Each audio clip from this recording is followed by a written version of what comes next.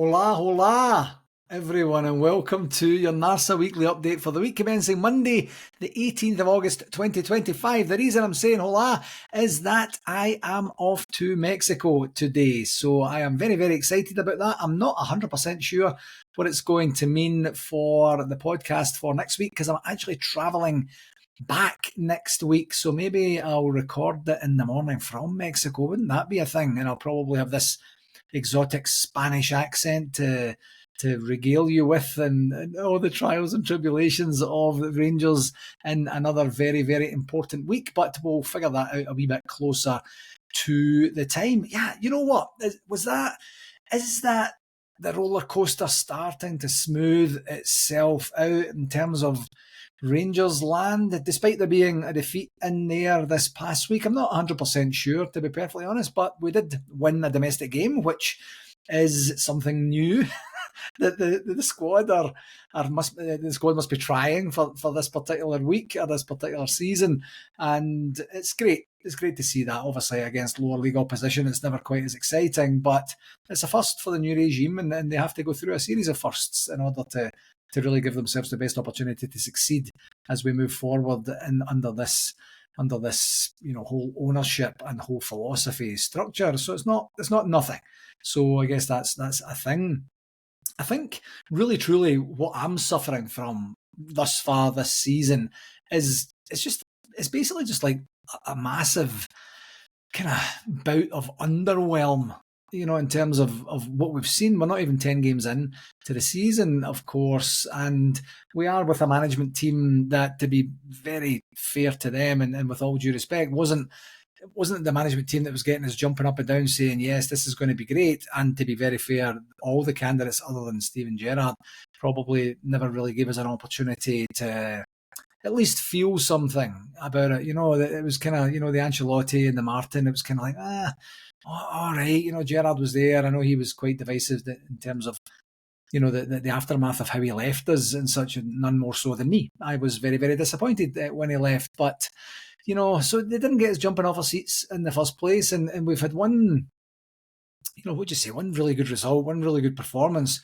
accompanying that result, and the rest have either been just okay or kind of not, actually, and I did talk about this last week, I believe, where when Giovanni Van Bronckhorst came in, when Michael Beale came in, when Philippe Clement came in, we had this new manager bounce where we had a string of results, exceptional results over a multitude of games, and we just haven't experienced that with this. So this is something new, and I think it was on the Heart and Hand podcast that I said last week, maybe this is a wee bit of reverse psychology or something like that, where we're saying, right, you know what we've done before hasn't worked. Obviously, it hasn't worked. That's why we've had to change managers so often. So let's maybe get something and let's build something from essentially from scratch, almost from scratch anyway, and then see where it takes us, but we certainly haven't had that new energy or enthusiasm. Now, that said, we are, we haven't had a good start, obviously, in the league, but we are where we wanted to be in Europe. Of course, we're in the playoff round now of the European Cup, or the Champions League, I should say. I'm dating myself there, showing my age a wee bit. And, we're a wee bit further behind in the league than we would like to be right now. We don't want to be behind at all. Here's my challenge, and I'm going to keep saying this until it either clicks or something dramatic happens. My challenge is that I want to see a correlation between Russell Martin and his team's style and the players that he's signing, because we signed our 10th player of the summer today, and I guess yesterday, and we're in a situation where he's signing them, and then he's saying they need to learn the new structure and the new way of playing. Some of them he's already worked with before, so surely they would know what his style and such looks like. And is that not part of the negotiation where you're like, this is exactly how we want to play, this is exactly where I see you sitting or fitting in to the entire structure of the squad and the team, and this is how I want you to play. So when we sign them and then we kind of have to go through this learning curve, I think the learning curve has to be much, much steeper than it is right now, and much, much quicker than it has been thus far, because it's confusing. For me, it's confusing. I don't really know what it is we're trying to do thus far, other than just keep the ball and eventually create chances, which we did do on the weekend, but maybe not so much last week. I don't know. Then we'll see. What I do know is I miss being excited. I miss being excited about watching Rangers. I miss being excited about giving ourselves an opportunity to really get up off our seats and really be excited by what we're seeing and enthusiastic about the potential and the opportunities that lie ahead of us. We haven't had any of that yet. And, again, reverse psychology, if we don't have that new manager bounce and we have something that's very solid and it's going to help us create successes for the future, that's great. My fear, as I've already mentioned for the last couple of pods, is that the league will be long gone by then. And that would be a very, very disappointing start to their tenure, regardless of how much success we might have in Europe and or the Cups as well. So we'll see. We'll see what that looks like. The good news is that, as I mentioned, I'm going to watch the next couple of games here in Mexico, and that means there's going to be some cervezas involved, and that's always better watching Rangers with some cervezas in hand, and I'm really looking forward to that. So on to the game segment. We started the week with a 2-1 defeat at Victoria Pilsen, and it wasn't very pretty to watch at all. I think, but we don't really care too much about that. The result, or certainly the ability to be able to progress in the competition is exactly what we wanted to do. I thought actually we were good for the first 20 minutes or so, and then they really started to turn the screw. You could tell that that's what they were doing, and that's the way it continued. And the chances became more and more frequent, and then their goal came on 41 minutes when Jeff Day, if you believe the press and what Russell Martin said on the weekend there, it looks like he's on his way out. And, he got caught like he gets caught. He completely lost the flight of the ball, didn't seem to have any understanding that the player was behind him, and maybe any understanding that he's a defender and he's kind of supposed to defend, and the attacker gets to waltz in, square it, and it's 1-0. And then there's a few nervy moments that come up close to run about the half, and then we just I thought we had an absolutely shocking start to the second half there. It was just as if, like, what sort of instructions would you give the team in that, in the dressing room at half time to have them start so poorly? And then we get one of these bizarre Rangers type injuries where Cyril Dessers goes into a challenge, the guy flicks his hand up, it catches him on the face. The players are just conditioned now that any sort of contact in and around the head or the face, results in hit the deck as much as you can and roll around as if you've been hit by a frying pan. And that injury leads to a knee injury. And I think it was actually Brian Campbell that had said to me on one of the chats that we're on, that's just Rangers all over. You get a face injury, turns into an ACL tear or rupture or something. That's what we thought it was in the beginning. Thankfully, the news since then has been much more positive, which is not something we're used to in terms of the injury front, is it? And it's great. So hopefully they say he's going to be hopefully in some way able to be involved in the Bruges game on Tuesday. So that's great news. And then we had a brilliant goal, brilliant from Suter to Diomande to Danilo, and then over to Cameron. And initially I thought he was offside, and thankfully he wasn't. You've seen that defender keeping him on and to tie the game up. Brilliant. Just a great, well-worked goal. And if that's kind of what we're trying to build towards, to pull teams around and really poke and prod and get ourselves into those positions, then great. But we're not seeing it consistently enough, as you'll absolutely know if you've been watching the games.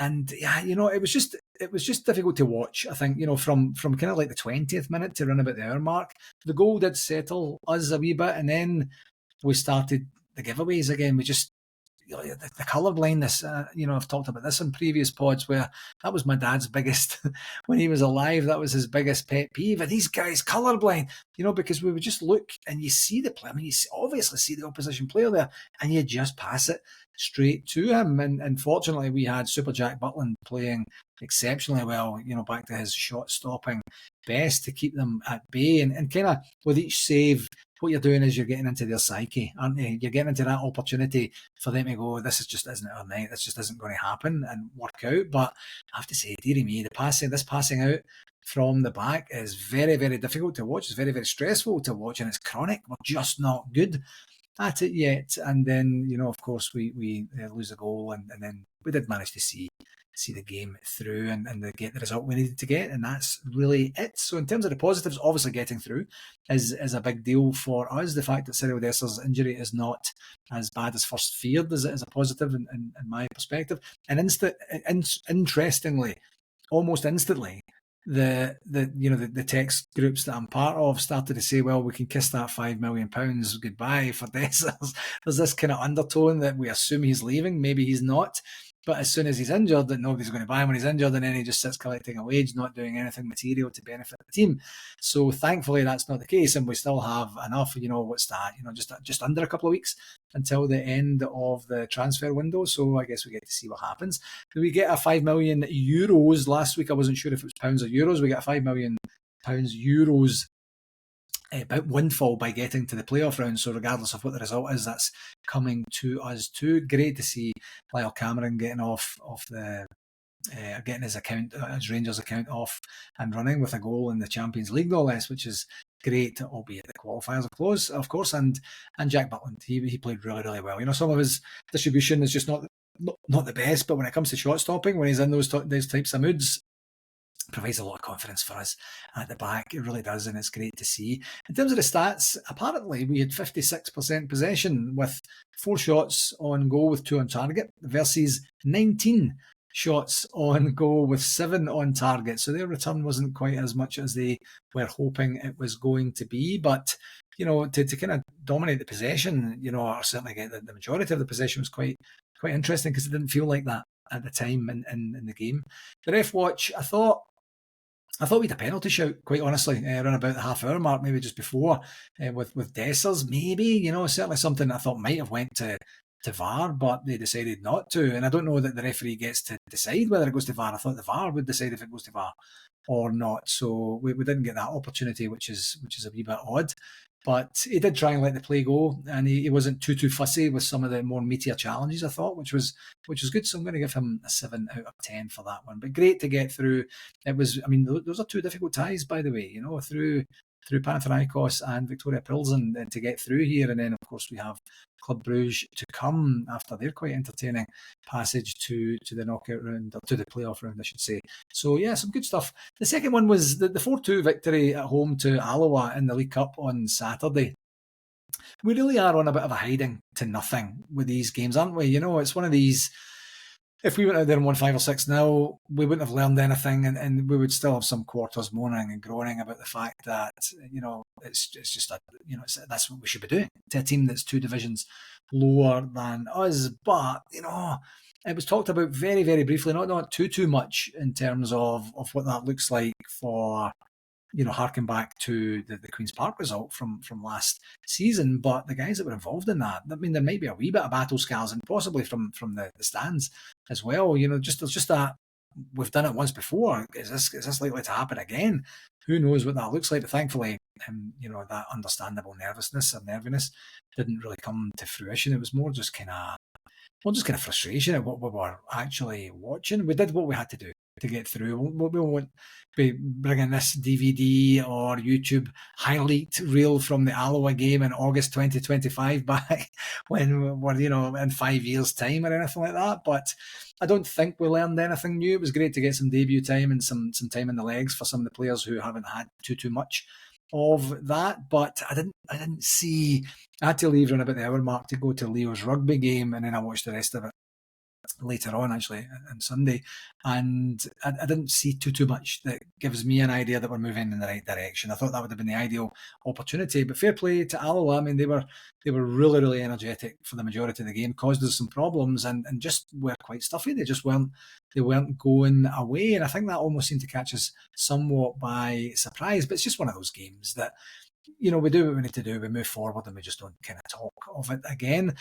I am starting to get a feeling, though, that other teams right now, especially right now, seem to think domestically for sure that we're there for the taking right now. And I can just imagine those team talks in the dressing room before it to say these guys are at 6s and 7s right now. These guys are all over the place right now. You go and give it your best shot. You just never know. This might be a fabulous opportunity to get a result at Ibrox, which we've already seen in the domestic competition. So I hope that we turn that around very, very quickly and start to get ourselves to be in a bit of a fortress, because Ibrox was a fortress for the first half, almost, certainly more than half of last season, and then things just completely went off the rails under Clement, and we had to make the change when we did. But when you're at home and you're huffing and puffing against a League One side, it doesn't really inspire confidence. It's a wee bit tedious. There's not a lot we can take from it other than the fact that the positives do outweigh the negatives. We didn't get any injuries. We've got some goal scorers there, and we had an opportunity to get some game time into the legs in a debut for Mikey Moore as well, and Fernandez as well. Great to see him there.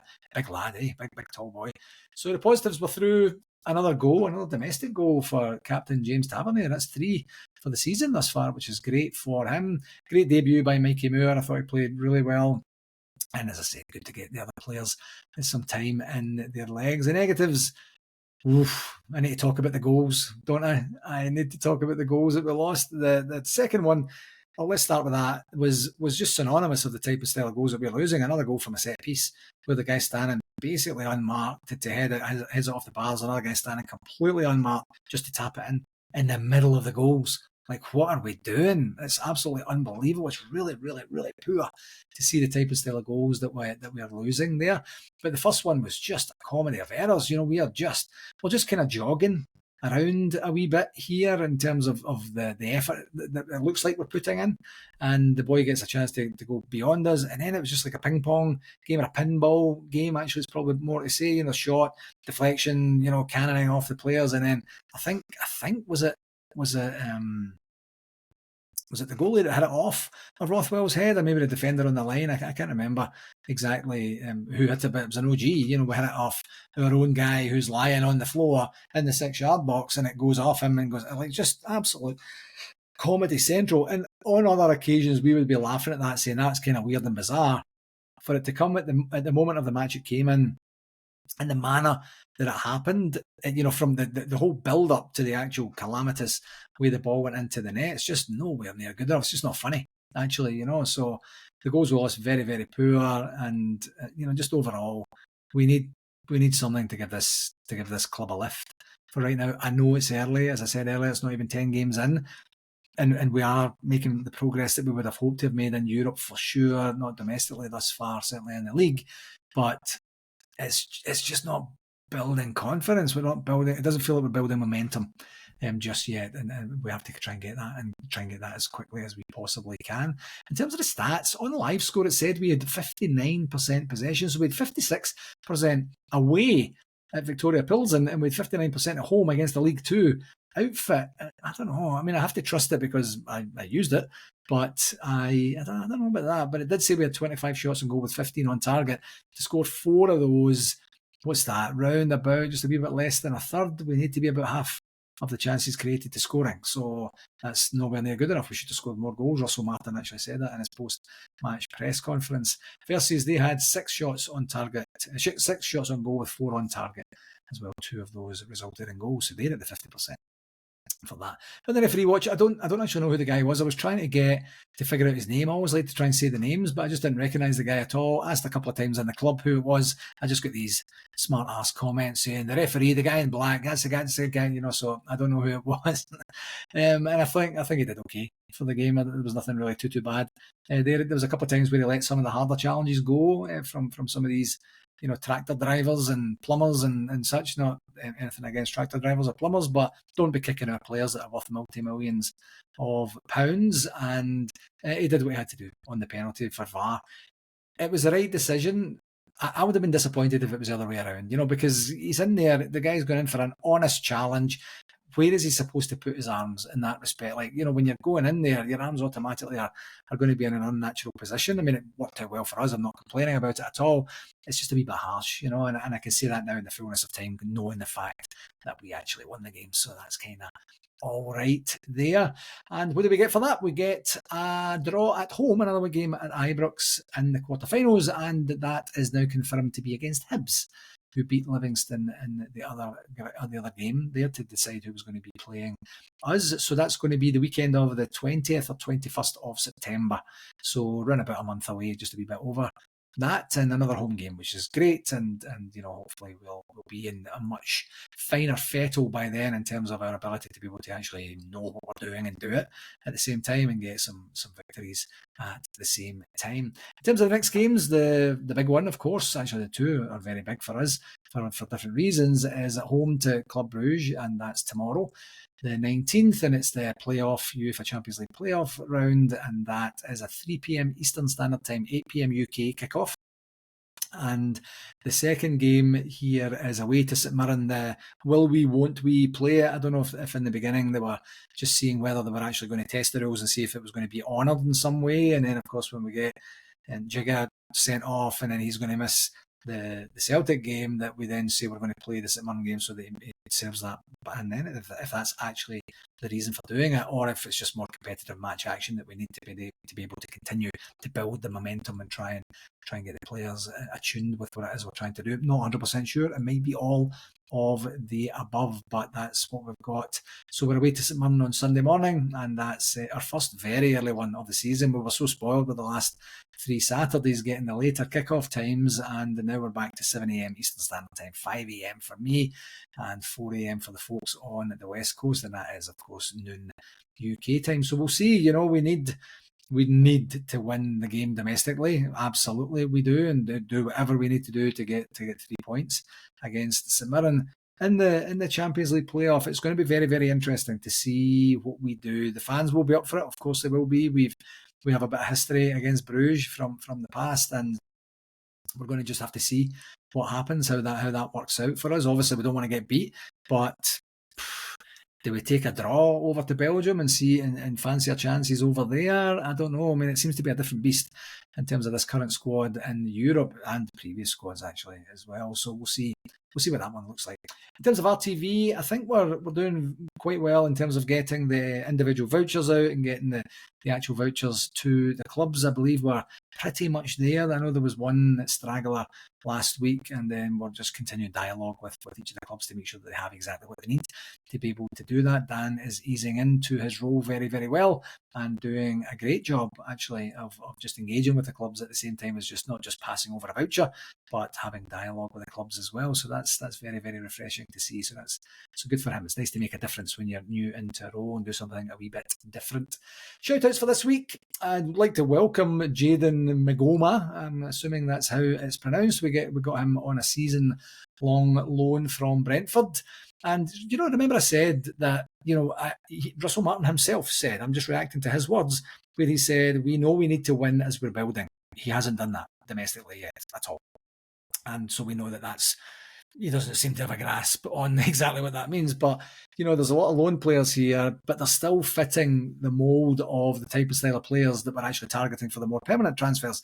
So is this the kind of hodgepodge? Is this the kind of build it together and we'll just get what we need for right now and we'll continue to build over the coming transfer windows? We've kind of been doing that for quite a long time, but I don't know. We'll see what that looks like. But he spoke very well. They have some prior knowledge of each other, so hopefully the learning curve for him won't be like I was describing a wee bit earlier there, and we'll get a wee bit of an opportunity to get something out of him.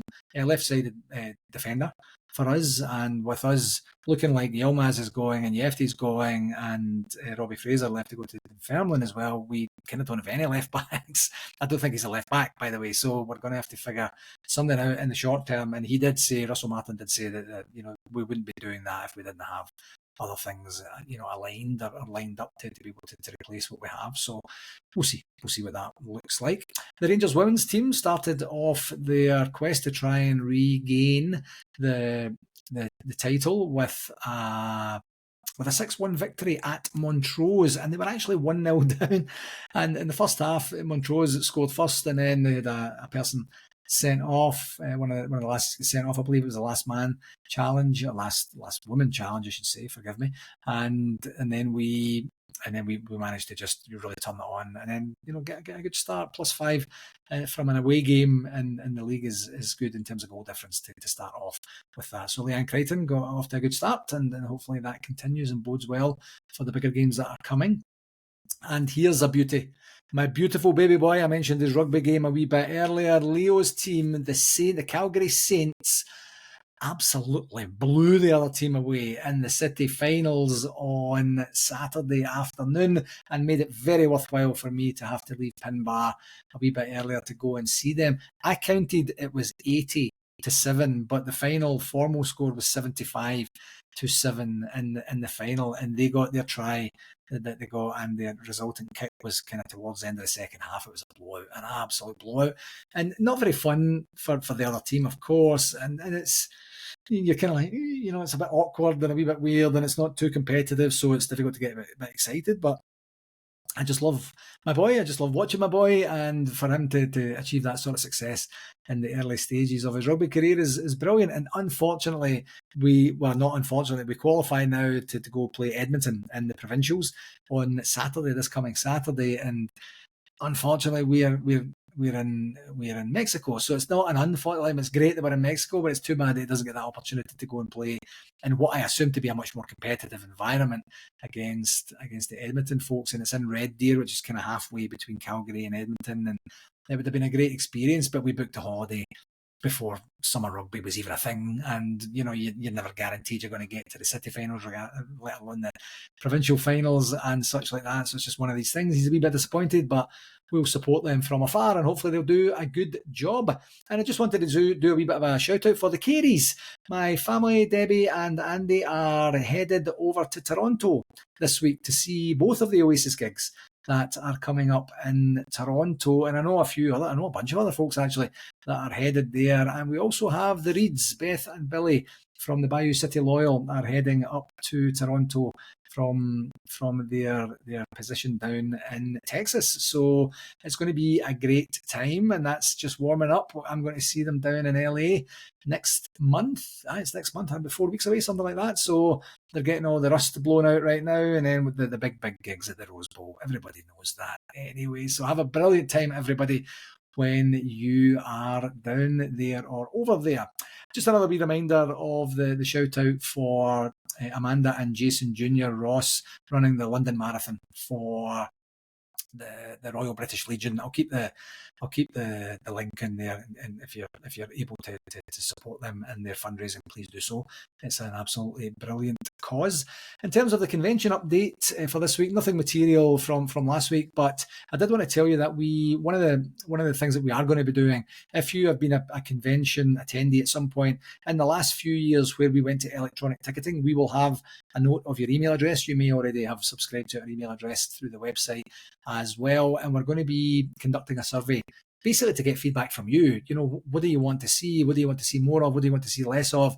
Any particular destination? Those sorts of things. We haven't formulated the question. I know Brian is working very, very hard on that right now, but expect an email from us, and it's not going to be junk or spam or anything like that. We genuinely want to know, and you can help us out with some material feedback to give us an idea that we're doing the right thing, because we do what we know, and then when we know better, we do better. So that's exactly the motto that we're taking into this. It might not be this week. We might do that next week. So we'll see what that looks like. In terms of other business, we were supposed to be having meetings every 2 weeks in terms of just getting the new executive more bonded as a team, and then we would kind of spread it out a wee bit more as the season progressed. But our president Alan is back home, and I think maybe he's the only one that's unavailable, but he's not going to get up at 1 a.m. and attend a meeting. That's only Brian Campbell that does that. He did so from the Czech Republic when he was watching young Andrew win the gold or the cup or the trophy there a couple of weeks back. But so we probably won't have that meeting. So the reason I tell you that is that the meeting will probably be the following Tuesday, and I think that's where we'll verify what the format and flow and questions are for the survey. So the survey might not come out this week, but just be prepared that it's coming out hopefully at some point between now and the end of this month, and we will see what transpires from there. In terms of the Gers Guide, at the time of recording, it was not published, so I'm going to just go out on a limb here and say on Monday there's going to be a press conference for the Club Bruges game, and it will be on Twitter Live, and it will be on the YouTube channel fairly shortly after that. Rangers, of course, play Bruges on Tuesday. Don't know what's going to happen Wednesday. Thursday, Friday will be the press conference for St Mirren. Not sure anything's going to happen on Saturday. And then on Sunday, we have the St Mirren game, of course. And then the Rangers women's team are taking on Hearts at Ibrox. They're getting a chance to play at Ibrox again. And that's going to be a 4:10 p.m. UK kickoff time there. So a bit of a guess on the Gers guide, but that's kind of what we have. And the only other things that I have for you is just a reminder that this Friday is the Rangers Ladies Lunch, and that's presented by Molten Brown. And if you are looking for something to do on Friday, I know they have a great lineup of VIP guests organised for that. And if you're looking for something to do on Friday, the tickets are still available, I believe. Go onto the Rangers website or the Edmiston House website, and you'll be able to get access to those. And just another reminder of the 5 Stars evening with Barry Ferguson, Alan McGregor, Billy Dodds, and Neil McCann, and that's on the 3rd of January. At the Hilton Glasgow Central, Doubletree by Hilton at Glasgow Central. Okay, I am going to go on my holidays, folks. I cannot wait. It's been quite the year. I don't mind telling you all the stresses and strains of the convention and whether we're having it, whether we're not, what sort of financial shape we're going to be in, if any, at the end of it, and then the convention itself, and then all the madness that took place in the 5 weeks after the convention. I am so looking forward to some downtime. I'm looking forward to just relaxing with my boy. I'm looking forward to drinking beer. At times of the day, I should not be drinking beer, and just really recharging the batteries. But you will hear from me next week. I just don't know exactly what that's going to look like. That will do it for this week, my friends. Thank you, as always, for taking the time to tune in to this particular episode, and please do tell someone that we are back. Maybe some people unsubscribed when we took that wee month of a hiatus, but I'd love to see everybody back and continue to engage in an active ongoing dialogue with the podcast.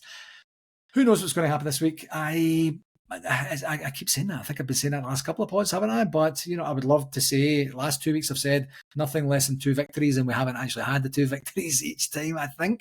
So I'm just going to say, do your very best, Rangers. Give us a really good opportunity to progress to the Champions League proper group stages by doing what you need to do on Tuesday night. And then let's take care of St Mirren on Sunday, regardless of whether the game's in the most beautiful city in the entire universe. Town. It's not a city. They keep denying its city status, but that's a different story for a different day. But let's just do it, get the result that we need, and then give us a wee bit of something to look forward to. Until next week, my friends, follow.